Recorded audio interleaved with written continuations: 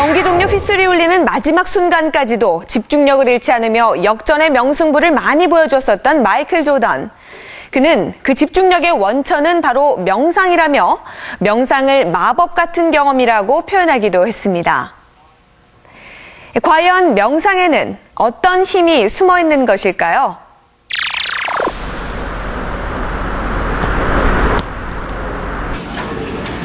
추운 날씨에도 연습이 한창인 한국체육대학교 사격팀의 훈련 현장. 이곳에 광저우 아시안게임 금메달리스트인 이대명 선수도 있다. 이번 아시안게임에서 이대명 선수가 금메달을 따기까지에는 위기의 순간들이 있었다. 개인전 첫 사격에서 7.9점이란 저조한 기록을 냈던 것이다. 10m 결승에서 이대명은 첫발 7.9점으로 하지만 이후 그는 연달아 10점대를 기록하는 놀라운 집중력을 발휘해 결국 이 대회 첫 삼관왕이라는 타이틀을 거머쥐었다. 삼관왕에 오른 이대명은 왼 주먹에 쥐가 날 정도로 집중력의 힘은 명상 훈련에 있었다. 서서히 힘을 뺀다. 자신의 경기 모습을 미리 머릿속으로 그려보는 심상 훈련을 통해 달성하고 선수들은 심리적 안정을 찾고 최고의 집중력을 만들어낸다. 누구나 10점을 쏠 수 있지만 그걸 연결하는 것은 누구나 할 수 있는 게 아니기 때문에 최대한 집중을 하기 위해서 심리적인 부분이라든지 심상 훈련을 함으로써 심리적인 부분을 최대한 안정시켜서 사격을 하려고 저는 노력을 하고 있습니다. 명상은 집중력에 어떤 영향을 미칠까? 중학생들을 대상으로 아주대 심리학과 김한석 교수팀과 함께 2주간의 명상 실험을 진행했다. 매일 30분씩 학생들에게 명상을 하게 한 후 집중력에 어떤 변화가 있는지 살펴보았다. 검사 방법으로는 다면적 인성 검사와 함께 일기폭 검사를 사용했다. 명상을 하지 않는 반에서도 동일한 검사를 실시해 2주간의 실험 후 두 반의 변화를 비교해 보기로 했다.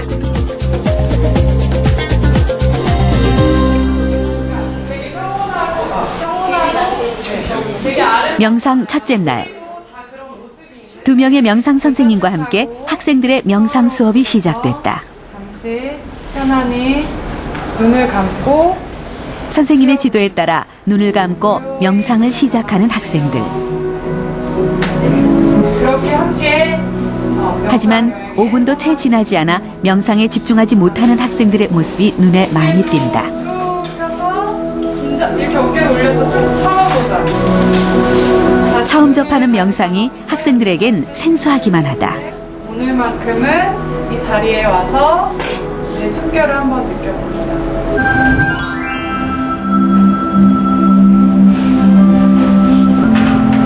명상 일주일째. 진지한 표정으로 학생들이 명상을 하고 있다. 일주일이란 짧은 기간이지만 학생들은 변화를 느끼기 시작했다. 내 온몸을 통과하고 있습니다. 기분 나쁜 일 있으면 풀리고 그 다음에 평온해져요. 평온해져요? 동생이랑 싸우거나 아니면 친구들끼리 다투거나 아니면 아침에 일어날 때 피곤한 그런 걸 스트레스가 쌓인 게 좀 내려가요. 스트레스가 기억력에 어떤 영향을 미치는지 알아보기 위해 경희대 생리학교실 김창주 교수팀과 쥐 실험을 실시했다. 실험군인 스트레스 쥐는 하루 1시간씩 2회에 걸쳐 좁은 공간에 가두어 스트레스를 유발했다.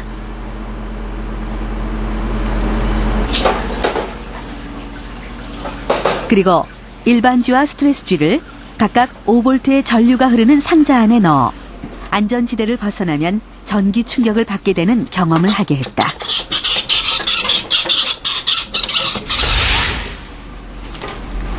스물네 시간이 지난 뒤 같은 상황을 연출했다. 일반 쥐를 상자에 내려놓자 안전지대에 계속 머물러 있다. 하루 전 전기 충격을 받았던 것을 기억하고 있는 것이다.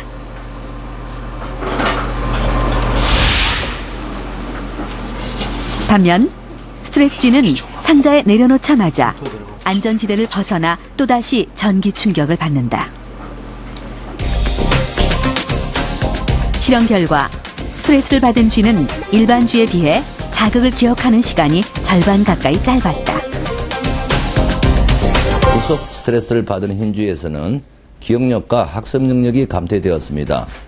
그 원인을 규명한 결과 스트레스에 의해서 해마에서 새로운 신경세포의 생성이 억제된 반면 세포 사멸이 증가됨을 알았습니다.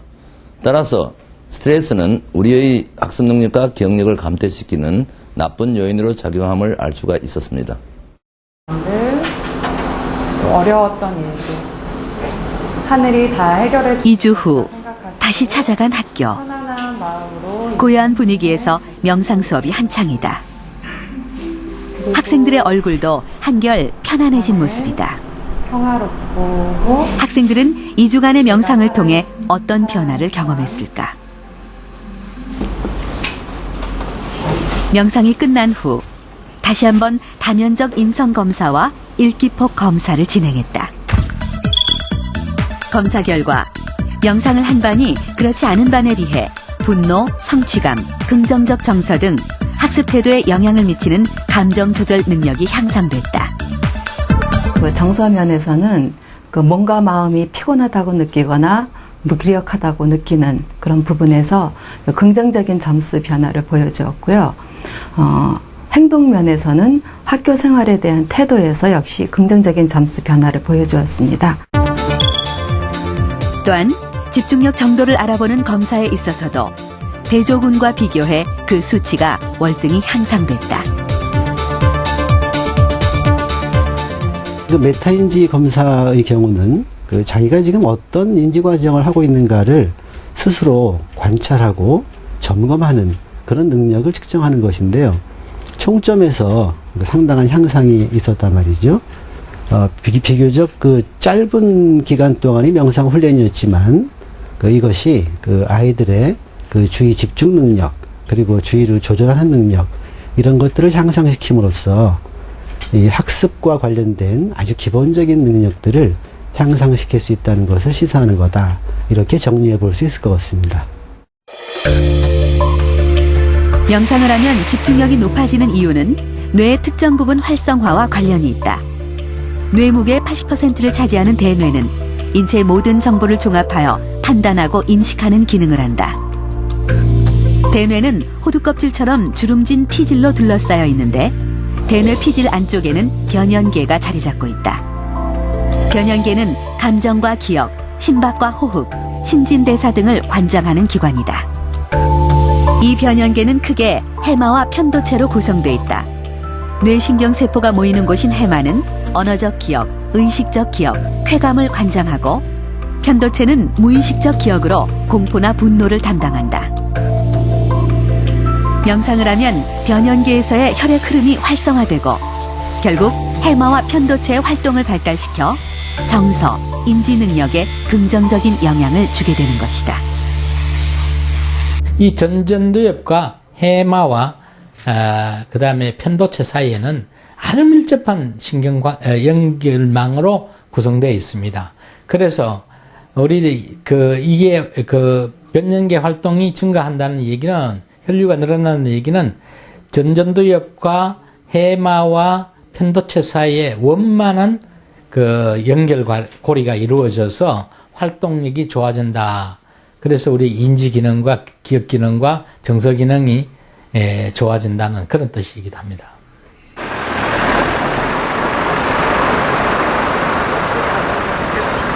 올해 93살인 박희선 박사. 공학 박사인 그는 겨울철인 요즘도 매일같이 산책을 빼놓지 않을 정도로 정정하다. 지금까지도 박 박사는 돋보기 없이 책을 읽을 정도로 건강한 시력을 유지하고 있다. 신문의 작은 글씨도 무리 없이 읽을 정도다. 강이라면 숨막히는 바위 속 거센 물살을 거슬러 오는 어른은 고혈압이 말이죠. 정말 입원할 정도로 높아졌는데 그것이 정상이 되고 그리고 눈도 안경이 말이죠. 돋보기랑